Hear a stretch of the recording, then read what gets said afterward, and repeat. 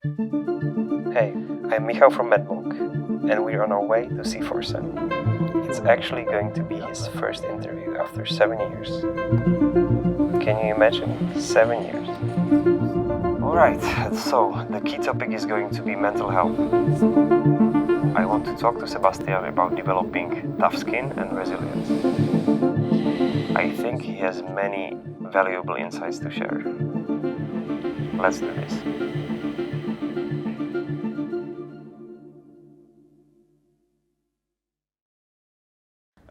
So Sebastian, thanks for coming. Thank you. It took, I don't know, maybe half a year, 3/4 of a year to actually meet. So I'm happy to finally see you in person. Yeah, likewise, man. And thanks for agreeing to having a chat with me. Of course. If you could introduce yourself to the viewers who may not know you. Who may not know me. All right, I'm Forsen, the dankest streamer on Twitch, of course. Well, that's pretty much who I am.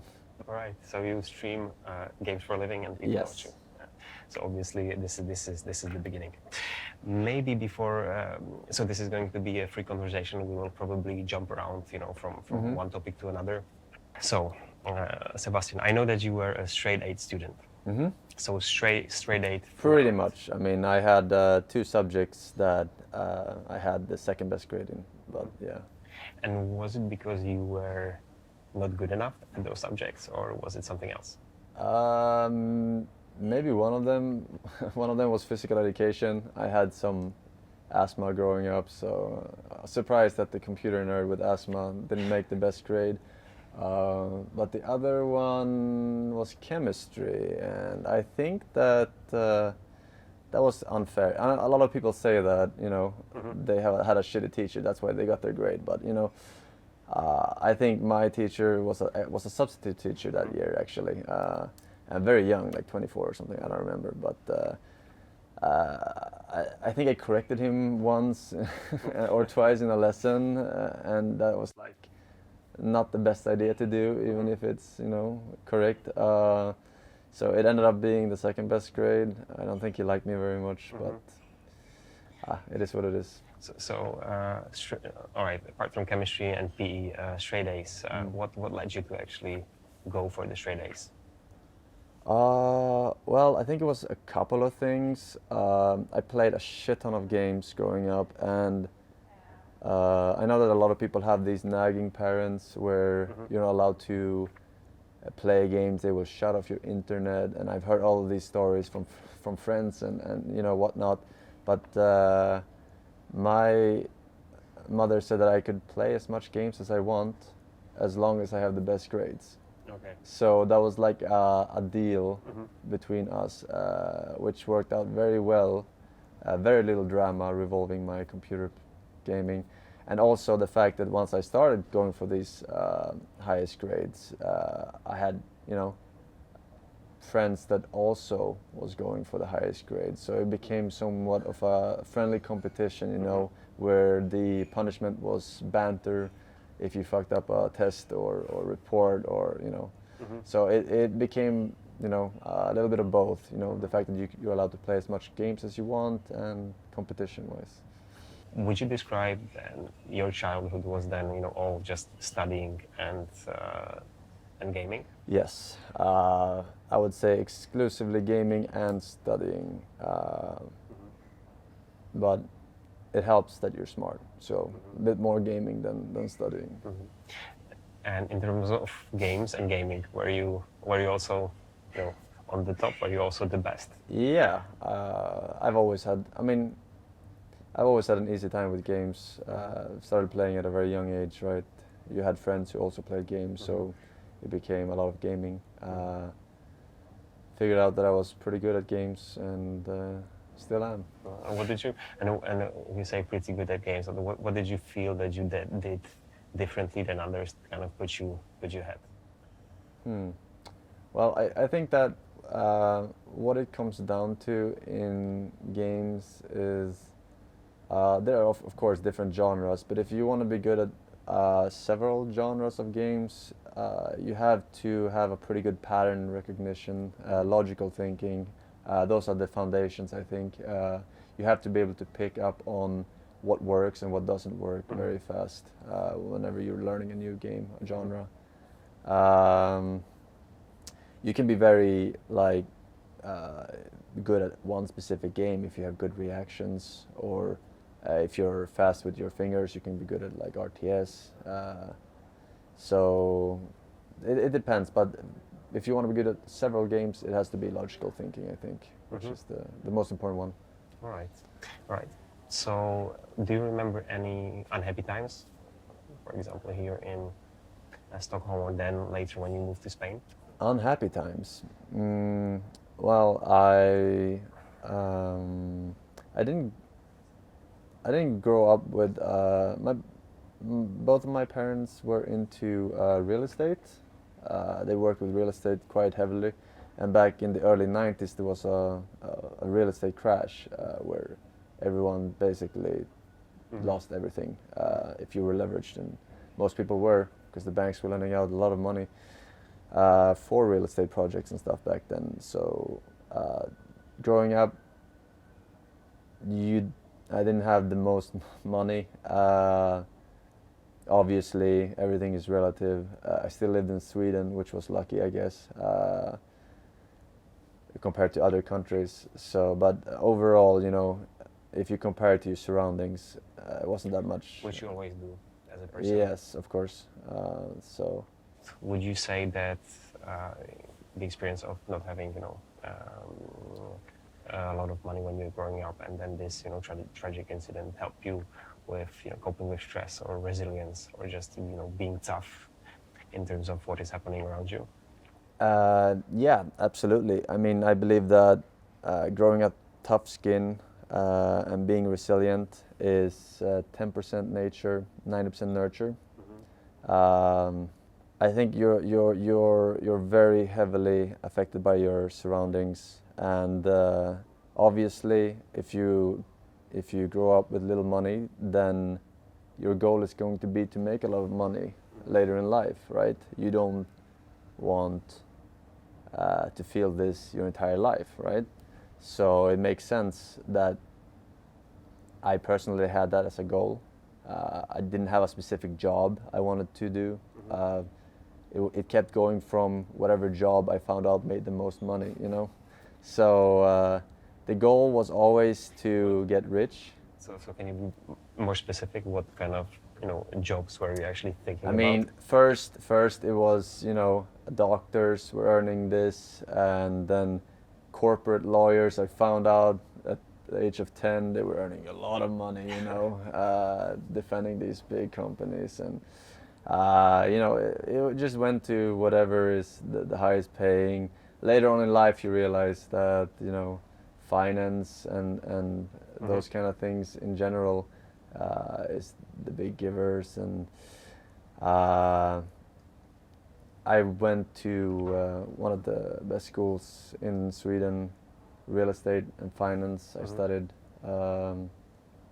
before I started streaming, because I realized that streaming was jumping 15 years ahead in the career ladder, you know, and then I could make my own choices, even if I wanted to do what I was studying later on.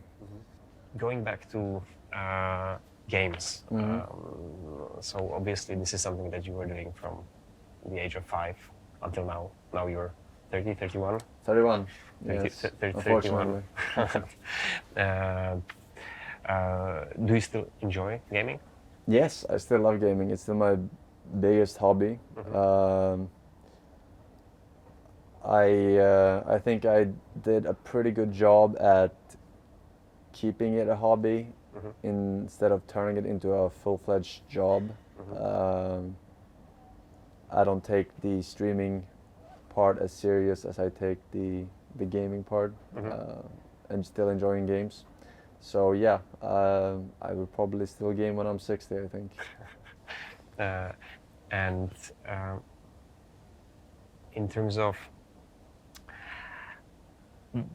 before you were thinking about becoming a doctor or a corporate lawyer, was there a time or around that time when you thought, all right, I can actually make money out of gaming? Yeah, I mean, the goal was always to get into a very good school and then finish university and get a good job at some place, climb the career ladder, and be wealthy by the time I'm, 40 plus or something, which is usually how it goes, or real wealthy then, rather, if you're lucky. Um, but then I still always played games through my entire life, right? And there was a point where I was playing StarCraft and I saw all these prize pools, and I'm thinking to myself, hey, maybe it's fucking 2011 or 10 or whatever. Maybe you can earn a lot of money playing video games nowadays, which was stupid sounding back then, honestly. All I have to do is win all these tournaments with these hundreds and thousands of dollars in prize pools, and it will be easy. I can do what I like and earn money. But then the Koreans came, and that's not possible. No one can win that much, unless you put in 16 hours a day, and it's not uh, reasonable in the long run. So I quickly gave up on playing games professionally. And then I did see a few years later, though, a chance of earning money as a content creator instead. With StarCraft and just understanding that, hey, this is probably a dead end for me. How quickly did you realize this? Well, it did take some years. Honestly, I don't remember if it was 2012 or 2013, but between 2 and 3 years. It was still fun to play, and it was still fun to go on tournaments and stuff. But it wasn't something that you can do in the long run. You have to start thinking about your future at one point. And I went back to school. I was playing during school too, university, but this time with a serious outlook on school. But then I saw, an opportunity with streaming when I was almost done with school, and I was like, damn, I could skip 15 years, climbing the company ladder if I just take a shot at this streaming thing right now, but it has to be now or never. So I ditched the last course I had before my exam, graduation. Do you remember what was the last course? It was statistics. I love statistics, and it's implemented into. It was one of the reasons why I became so good with Hearthstone, counting cards and the chances of getting the exact cards you need remaining in your deck. I love it, but the university statistics is a little bit too over exaggerated. It's not really implemented the same way as the lesser stuff. It's more the calculators and the pre-programmed formulas and stuff using that. So yeah, I didn't finish that course, but it was the last course I had. Right. So you realized first you realized that there is no future in StarCraft for you. Yes. Then you realized that, hey, there is this chance, of jumping at this streaming or gaming or content creating bandwagon and actually making some money. So you turned to this. But then I actually read in one of the, I don't think it was an interview, but I think it was a transcript of one of your streams, when you also really quickly realized that within streaming, if you are chasing viewership, money, this is also a very dangerous road to go on. Can you speak a little bit about this? Yeah, sure. Well, I mean, as I said before, my goal was always to become rich. And even in my first couple of years of streaming, I still had that mentality. I was still chasing, the higher viewership, the sponsors and all the events and all that. But I quickly realized that it's a never-ending battle. I vividly remember counting oh my God, I am earning $5,000 a month. Playing video games for a living. Oh my God, I'm earning $10,000 playing video games for a living. And oh my God, I'm earning $15,000 a month playing video games for a living. But I realized like this is a never-ending battle of dopamine rushes that will eventually give you diminishing returns. And uh, you are already the 1%, top 1%, right? Why do you have to be the top 0.1%? Like, it's better to be completely stress-free, completely uh, you know uh, relaxed and happy in your life.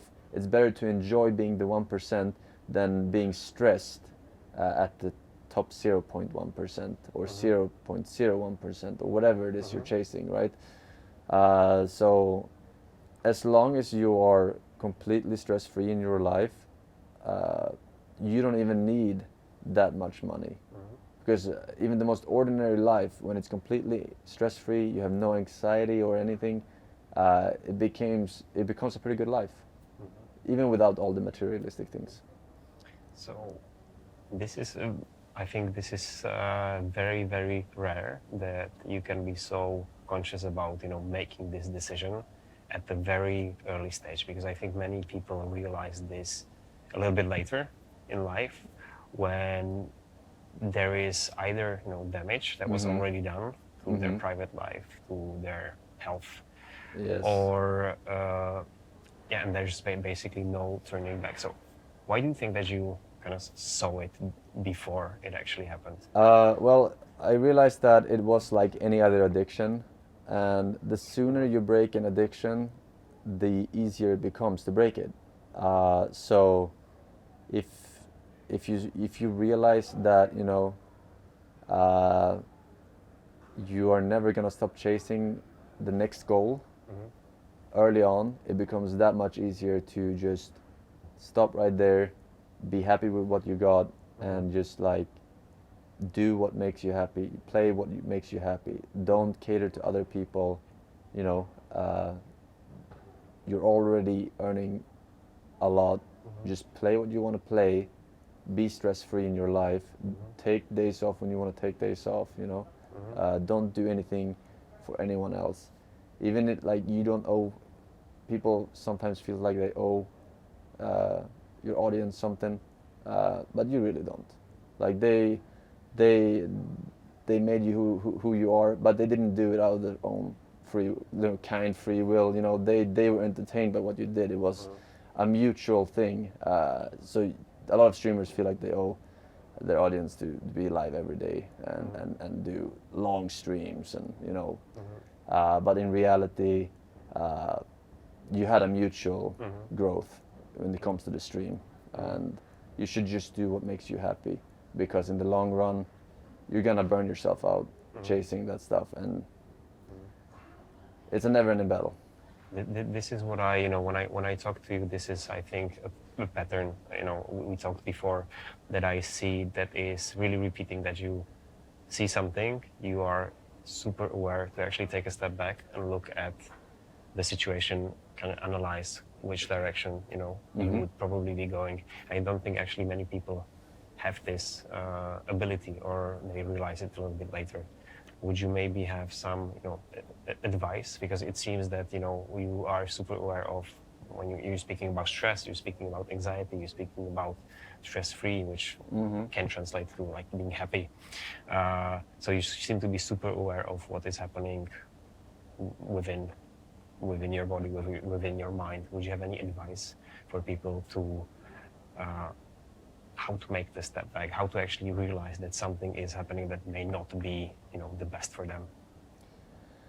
I think it's very hard to like, a lot of people are stressed, a lot of people are depressed. They have a hard time pinpointing why. I think that it's hard for a lot of people to stop caring about stuff and become, stress free, because people are lonely, right? And in order to fit in with other people, they need to care about, what they care about. And it's things. If you are in a group where people are chasing, success, you also need to chase success. Otherwise, you know, you're gonna be shunned out of the group, right? If you're in a group with people who care about a certain type of politics, you also have to care about that type of politics. There is a saying that you are the result of, you know, the 5 people that you most frequently interact with. So if you are in an environment that really cares about this stuff, you automatically care about it yourself, even though if it's not your, you know, motivation and it goes against your biology, against your, you know, feelings. Yeah. So yeah, continue. Yeah, no, I think it's very important to break out of anxiety and depression and stress and all that stuff. Mostly because of these factors. But there is, you know, there's a light at the end of the tunnel too. You know, you're building resilience right now. If you are stressed and depressed and whatever, it might not be the healthiest for your body, but your body is building. How can you? What would be the advice for people who? Because I think at the end of the day, if you feel, you know, anxious and you feel unhappy, stressed, that it may be a moment for you to step back and actually become aware of what is happening in your life. Yeah. And I think you hit a really important note by saying that it comes from actually not from how you feel, but from what is happening around you and what other people feel about you. So it's kind of this, you know, external thing that you might not have under control. So I think this is a really, really important point. And do you remember when was it a gradual process for you to realize that actually to grow a thick skin, you mean? To grow a thick skin, but actually, you know, the beginning, just to start realizing, fuck, it's actually about me. Yeah. I think it's always, not always. Sometimes you have this eureka moment, but it's very rare. I think it's more often than not a gradual process where you get thicker skin, but it comes a lot from, you know, reflecting a lot and really thinking about stuff in order to become resilient. You have to think about what actually matters. People who are anxious and stressed, they think about worst case scenarios, and these are like unlikely events, but your brain makes you think that it's the most likely cause to happen, right? Or the worst case, usually, because I usually go through that as well, and the worst case is usually not something that you cannot reverse. So you can always, you know, take it back. So it's not like the worst case. Yeah, and I mean, there's always whenever I felt, you know, stressed or whatever in the past, I always felt a little bit good about it though, because I know, or I knew rather, that I was developing, you know, something good out of it. You know, next time I will be more resilient, or next time I won't make this mistake. You know, you will always get something good out of every bad situation. You will always get something bad out of every good situation too, but you don't have to think about that. This is a really interesting point, and I think a very valid point. There's a research, and I think it was done by Mrs. McGonagall, Kate, something like this. McGonagall, is that Harry Potter professor?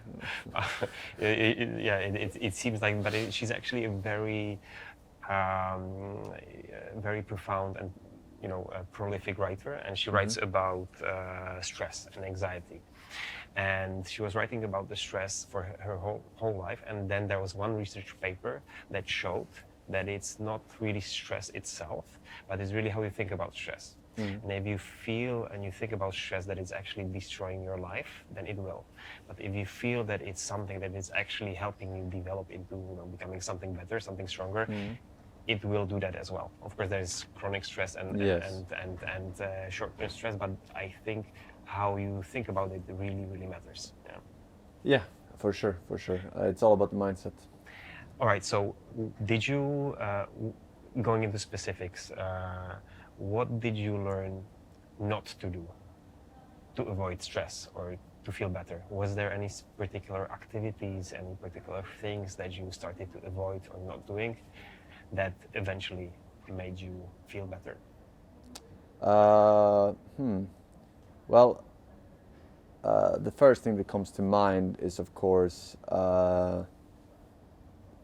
social media and just doom browsing, the internet and stuff. I think we as humans, I think technology has developed way faster, way faster than our biology as humans can keep up with, and we're getting too much intake all the time, right? There's tons of research probably done on this, and but I truly believe that we're getting too much impressions all the time from the internet, and I started. These are advice that a lot of people know about, but maybe they don't do it yet. But for example, don't bring your phone into bed, right? Just avoid anything that interrupts your sleep at best. Don't keep your phone on. Like, the best thing, if you could just cut out social media altogether. A lot of people feel pressured to do it because that's something to talk about amongst your circle of, even if it's just online friends, right? You have to keep up with what's happening in your little gaming world or Bitcoin world or whatever circle you're into, right? So they feel forced to do it, but it's really not good for you, is what I believe. I feel like it's they end up bringing it into bed and they end up sleeping poorly because of it, right? And sleep is so important. Yeah, not only that, and I think it's a lot about basically these technologies, and this is just hitting the nail on the head with the technology versus our biology. Our biology is not able to keep up with the technologies, and these technologies actually cater to our lizard instincts, and it's really tough to actually avoid this notification and just not think about it, right? And if you just take someone's phone, they get super nervous. And even if they see that there's a message coming, they really want to know, hey, what's that? Who's writing to me? And if you take it to bed, if you let it reprogram yourself, then you're going to have a hard time. And I think limiting it, because it's tough to just cut yourself off completely, but limiting is definitely one of the things to do. Yeah, and not just social media. Like, people are working now, for example, with like this flex work hours from home, and they always have their emails or business or working emails connected to their phones at all times of the day. Job no longer becomes a routine; it becomes spread out, scattered all over the day, right? I think it's very important to have routines. I think that's how we're supposed to function. We have of course you can change routines and biological clocks a little bit over time, but in general you should have set times of the day your body really enjoys, knowing what happens next. Not eating randomly at random hours, it fucks up your whole thing. But yeah, I think routine is very important, and technology really ruins that when everything is available at all times, and keeps you distracted. Yes. And unfocused, definitely. Yeah. All right, so I want to get back to speaking about routines, because I think this is a big topic. But could you tell me a story when you made a big mistake, which eventually turned into a really valuable lesson for you? Oh, I mean, I learned something from every mistake. I can't say big specific one, but I remember playing. I remember as a kid playing poker. The poker boom had just started, right? And I thought I was so good at games, so I could become good at this too, So I bought some poker. literature and theory, and I knew it by heart. I could close the book and I could tell you exactly what you should do with every hand on every position of the board. But once, and I played like perfectly with play money, and then I inserted $100, at the age of 12 or whatever, which is a lot back then to play with, and I lost it all playing with real money. And I had such anxiety over it and stress over it because I didn't know what happened. I played so bad, even though I played everything perfectly on the play money and theory, and I realized that you can't become good at something without doing it in practice. You can do skydiving theory all you want, but you have to jump out of that plane, to really learn skydiving, right? And hopefully succeed. Yeah, and hopefully succeed. What's the best meal that you can do? What's the best meal I can do? I'm pretty good at steaks. Steaks? Yeah, I always get them perfectly. And how do you do? Is it just a simple meat and salt, or do you have any special Forsen sauce? I am not a sauce person. I don't eat almost any sauce. So I just like, if you make the steak well, that's saucy enough, All right. And do you have any special pans or just a regular pan, piece of meat, and just fucking burn it? I don't know what they're called. So tell me the recipe. Okay, well, you take out the steak and you throw some butter and some oil in the pan, high heat, of course, some salt and pepper. I don't really eat salt that much anymore. On the steak or? On the steak, on yes, the of steak. course, yes. When it's in the pan? When it's in the pan. Or outside, okay, in the pan. Yeah. And you just, depending on how you like it done, but I like my medium rare, so it's Me too. yeah, so it's very high heat, flip it once each side, right? You slice up some potatoes, long slices, circular, put it in the oven. You do some olive oil. I used to salt, but I don't salt really anymore. And then when you're done, you put in some extra butter in the pan with the meat and some cream, and make a little bit of sauce out of that. But okay.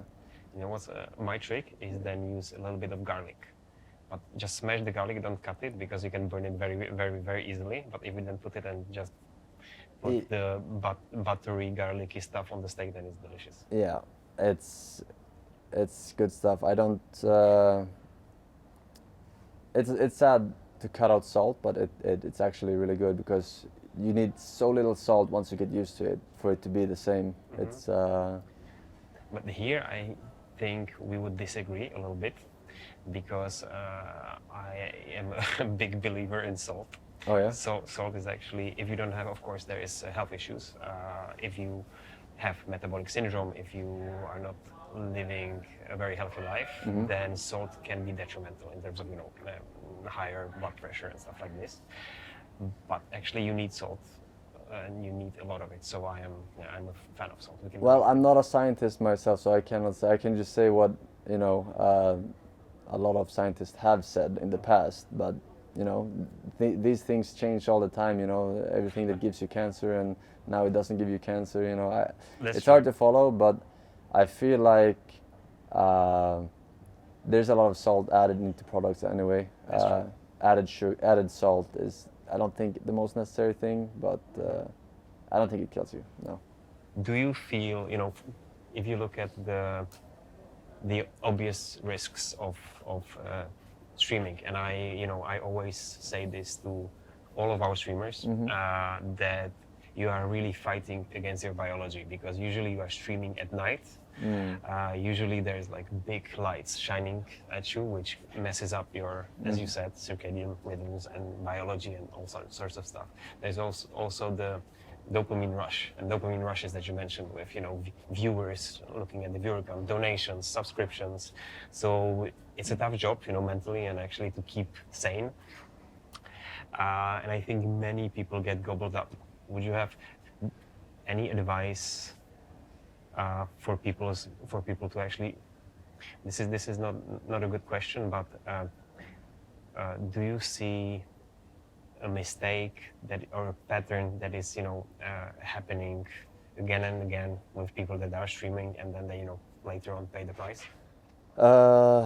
Yes, of course. I mean, it's not really that much of a mistake, but whatever you do at the start of your streaming career sets the tone for the remainder. It's very hard for streamers to break free from something if it takes too long for them to realize.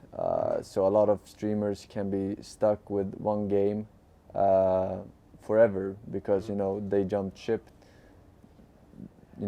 too late and it didn't work out, and they go back and forth, and a lot of streamers, I think they need to set the atmosphere early on. I know it's hard because when you're a new streamer, what's working is working. If it ain't broke, don't fix it. But there will be a point in time where you might want to do something else, and if you haven't already set or planted the seed early on, rather, for your viewers and your audience, so they know what's up, then it might be very hard for them to accept changing. So that's the biggest thing I see with streamers, or I used to see back in the day, that people did not look into their futures far enough. They were enjoying something right now, but then suddenly it stops being fun for them, but they cannot do anything about it now because it took too long for them to realize. So there are things like that, of course, for new streamers.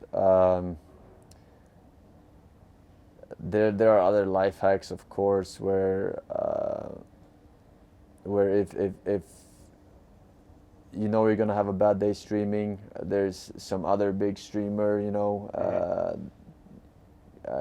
streaming in your place and is doing some big event or something, one of your competitors. People often say, "Oh, be consistent, stream every day," blah blah blah blah blah blah blah. But sometimes it's better not to stream those days if you're thinking about your viewership and all that stuff, because I think it was Soda Poppin who said you're only as good as your last 2 streams, which I actually agree with quite a lot. You're only as good as your last 2 streams because those are the streams that the people remember. So if you have like really bad streams, it can really affect your whole channel negatively. But this is only if you're in it for the grind game and for the climbing the viewer ladder and stuff like that. I see people make this mistake, thinking that consistency is the most important thing, when in fact playing it smart is the most important thing. All right. Understanding where you come from, and how you've throughout the years were aware of your mental situation, how you developed some resilience, mental toughness. The question that comes to mind is, what was first, Forsen or the Forsen Vice?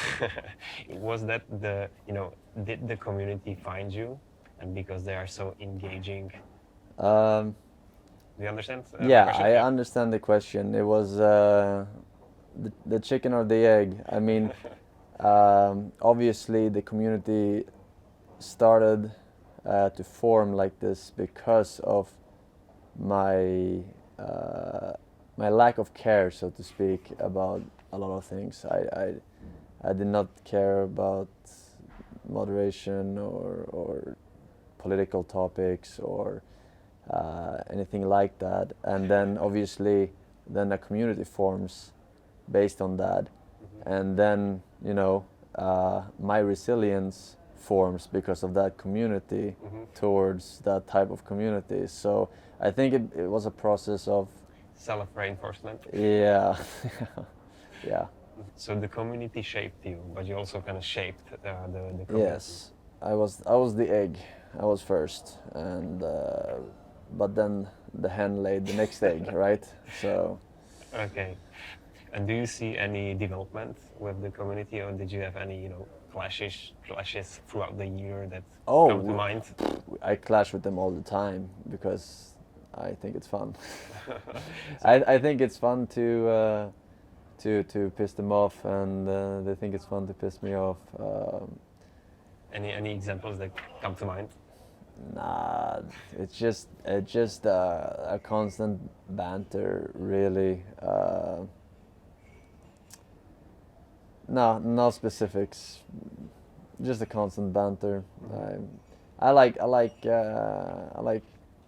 playing what I feel like playing. Some people don't like that, and there's an issue at hand, you know. Unfortunately for them, I have the final say, so I always win. All right. Yeah. But it's fun for them to try. All right. The first question is, what game character do you most identify with, and why? I think Kratos from God of War, because it's pretty badass. Right. He has a nice beard too. Yeah, I see the similarity. You have to, however, lose the hair. Yeah, I do. think. I will probably at one point. All right. So, what's your absolute favorite thing, word, or phrase to say right now? Surely. All right. What do you spend a silly amount of money on?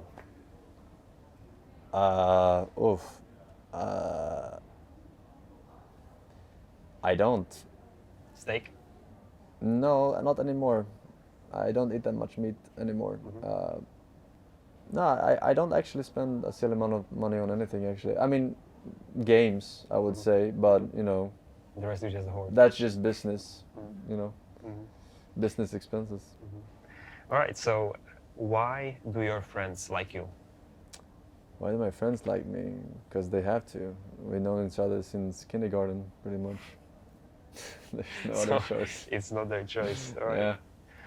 Yeah. If you could design a perfect game for yourself, what would it look like? For myself, it would be some competitive game. The genre, I don't know. A very nice competitive game. I don't know. My head is like for the stream, for playing on stream, for playing off stream, No, for for playing. for yourself. Only for myself. Yeah, you're banned from Twitch. Okay. You just can enjoy your game in peace. What game are you playing? I would play something competitive. Probably FPS. I think if I had to pick a genre, but a card game could work too. Okay, describe your life in one Twitch emote. Seems good, man. All right, if you could reincarnate as anything, a thing, a person, an animal, what would it be? Probably a dog, I think. I think Yeah, I can see dogs with owners, good owners, live pretty good lives. They're stress-free and they get Short lives. short lives, but not to them, you know. To them, it's just an ordinary life. I think a dog would be my choice. All right. What do you think hell would look like for you? What hell looked like for me? On a serious note, maybe being in an actual asylum. I think if you are not mentally insane and but everyone does believe it, and you're forced to be in an asylum, I think that's a very scary situation. Ironically enough, yeah. Okay. If you could time travel, what time would you like to go to, but permanently? You cannot go back. Permanently, all right. So I would probably go back to maybe the 50s, because that's far enough away from the internet that I wouldn't care that much once I got to that age. Yeah, I think the 50s were a good time, living through all the 60s, 70s, 80s, 90s. As a real estate investor. As a whatever, Or lawyer. a plumber even, you know, like I think it's just better times back then. Okay. What is the most challenging thing about being yourself? The most challenging thing about being myself, being so goddamn good at every game that, there's no progress. I'm just the best instantly. All right. What do you consider your best investment so far? It could be in yourself, a money investment, buying a book, learning a new skill. Best investment in myself. I think my first microphone and webcam for streaming, I guess. Mm-hmm. Good answer. Yeah. So what was your most valuable failure? So the one that you learned the most from, Mm-hmm. and what did you learn?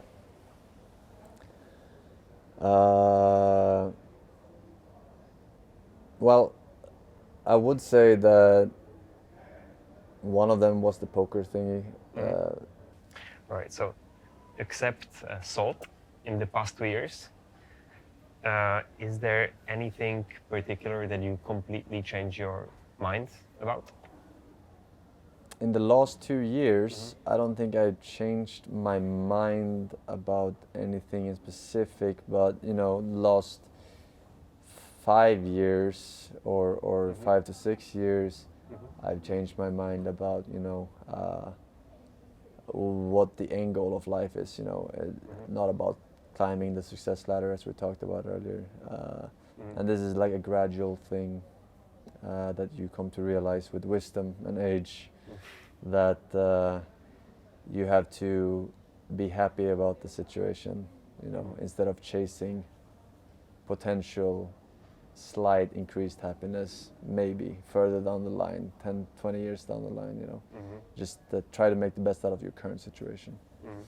What is the worst advice commonly given out in your field that you think is completely useless? Well, I see a lot of people being burnt out on a specific game, or just streaming in general, and then I see all these people replying that oh, take off or play whatever you want, we still watch whatever you want to do. They're giving advice as a hive mind, when in reality they're all separate beings, and it's just a shitty advice for streamers to listen to in general. I think that they should do whatever they want, but they have to truly believe it themselves, and not believe that their audience will be there for them at any given time. Okay. In recent times, is there anything you have become better at saying no to? No. Okay. What did you learn from games that you apply in real life?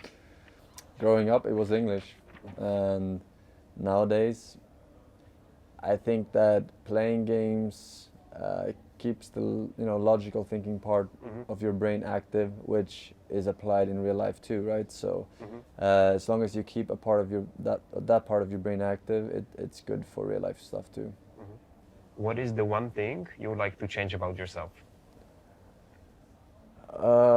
Right now, nothing. What do you do when you feel unfocused, distracted, or overwhelmed? I don't get stressed or overwhelmed that often, or anxiety. I guess my stream knows this, but whenever I get like tech issues and stuff, I can't stand it when 500 different people are trying to give you different advice on how to fix something tech related, and I have no clue what I'm doing, and it's taking away from the game I'm about to play, like the fucking this hassle. I just shut down. I'll do this tomorrow with a new mindset. I'm done with this right now. I'll do this off stream or tomorrow. So I kind of like just push it forward and prevent myself from becoming too stressed about anything. And you'd like to change that? I don't like to change that. I think it's a good method. Okay. You push it a little bit. People push things too far into the future, but just if you're overwhelmed by something, just leave it until after you fucking slept, or after you ate, or after you went for a walk or something. don't do it in the moment, but don't push it too far. All right. In what situations do you doubt yourself the most? In what situations do I doubt myself the most? Apart from the technical stuff. When I'm not pretending and I'm actually bad at a game, then I'm doubting myself. All right. And in this case, what do you do when you need to boost your confidence? I play a game I'm better at. All right.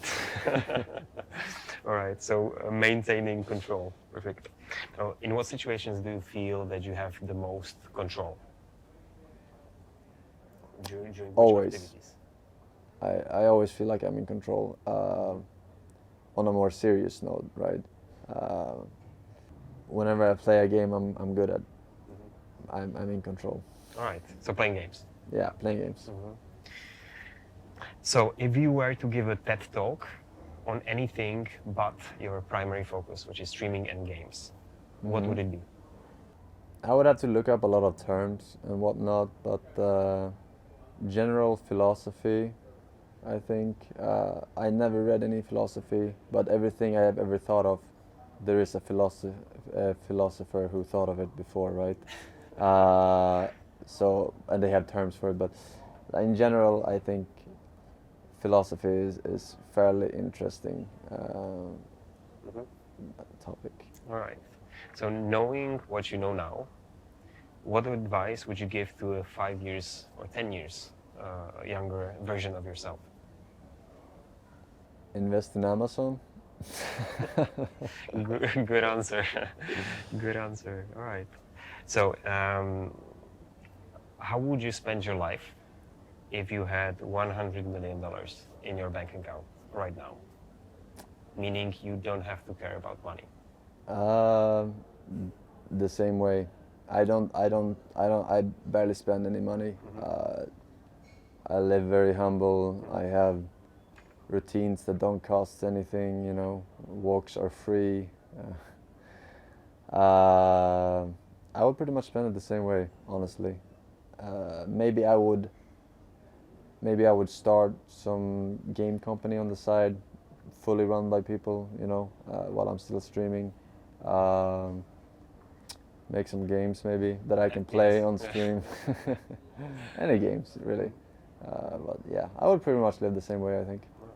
If Hollywood made a movie about you, what would the title of that movie be? I bet my chat could come up with more stuff than me about this one. We'll ask them. The God Gamer. All right. You don't take too many sponsorships. Still, you decided to give our partnership a try.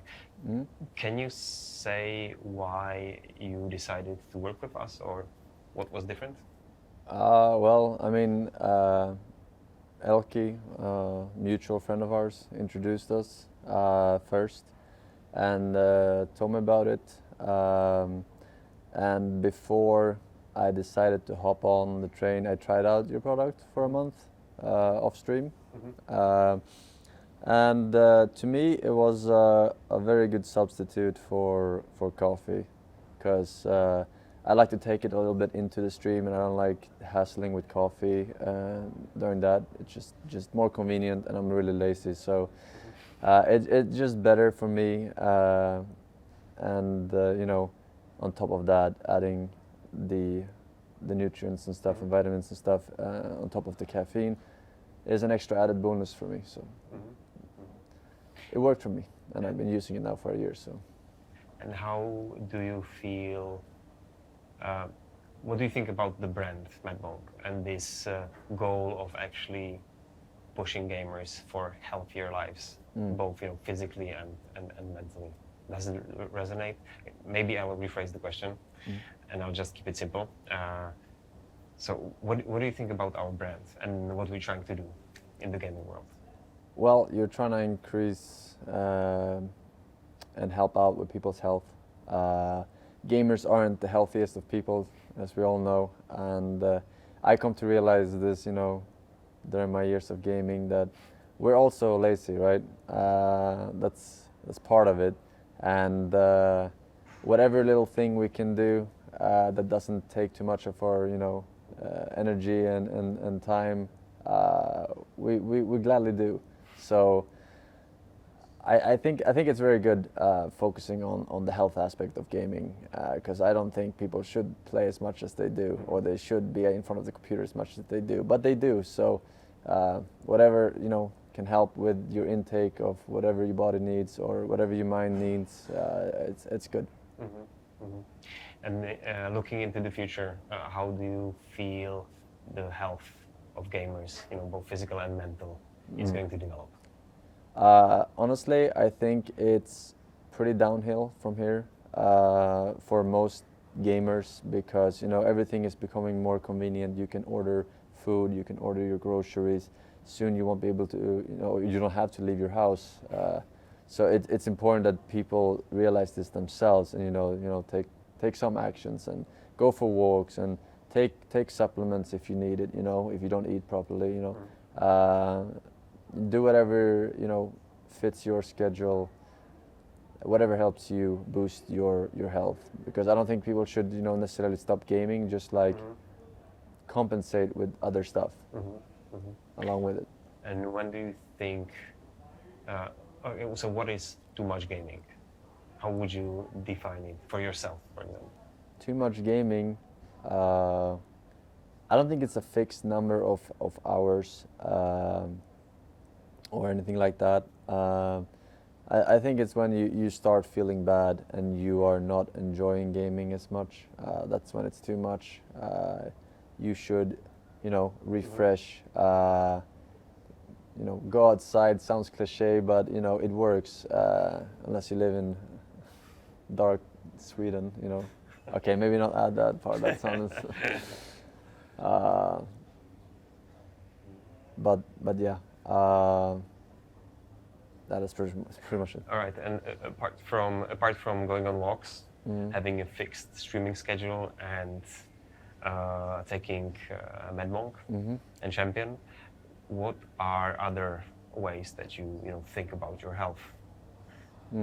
Well, I barely eat any sugar, and if I do, it's from sugar juice. From fruit juice, yeah, exactly, but not that much anymore. I try to really limit my sugar intake, so no chips, no candies, no sodas, and you get used to it, and you feel better. Sleep is very important too. So how long do you sleep? Not enough, but that's because of dogs. Interviews like this? No, dogs Okay. barking, and yeah, it's hard to get proper sleep in a capital. I think I think you need to move outside of a capital to get really good sleep. And do you feel that, okay, so if you don't sleep well, what do you observe on yourself when you don't sleep well? Well, focus. My focusing times become shorter and shorter. Eyes hurt. Yeah, the usual stuff. Concentration. Right. Yeah. Thanks a lot, Sebastian. Thank you. It was a pleasure talking. Likewise. Let's do this again. Absolutely. Thanks.